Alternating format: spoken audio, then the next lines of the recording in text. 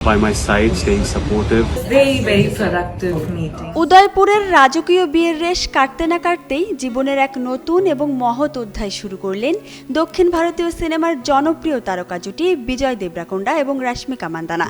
বিয়ের পর প্রথম বড় সিদ্ধান্ত হিসেবে তেলেঙ্গানার শিক্ষা ব্যবস্থার উন্নয়নে এক অনন্য উদ্যোগ নিয়েছেন এই তারকা দম্পতি।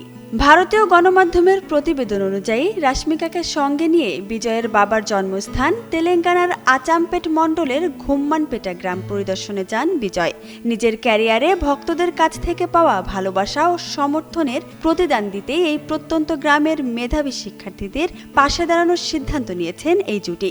এ বিষয়ে ইনস্টাগ্রাম হ্যান্ডেলে শিক্ষার্থীদের একটি তালিকা প্রকাশ করে পোস্ট করেন বিজয় দেবরাকোন্ডা। হিউস্টনে রকিং টেস্টি, সীমানা ছাড়াও নিজেকে হারাও। ক্যাপশনে বিজয় লেখেন, আমরা ঘুম্মানপেটা যাচ্ছি। এটি একটি ছোট গ্রাম যেখানে আমার বাবার জন্ম হয়েছিল।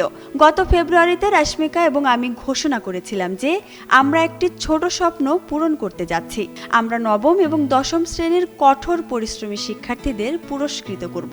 এখানে সেই 180 জন শিক্ষার্থীর তালিকা দেওয়া হলো যারা তাদের বাবা মাকে গর্বিত করেছে।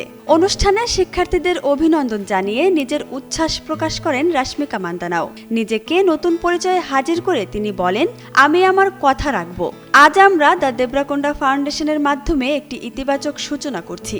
এই জুটিকে রূপালী পর্দায়ও খুব শিগগিরই একসঙ্গে দেখা যাবে। রানাবলী নামের একটি নতুন চলচ্চিত্রে জুটি বাঁধবেন তারা।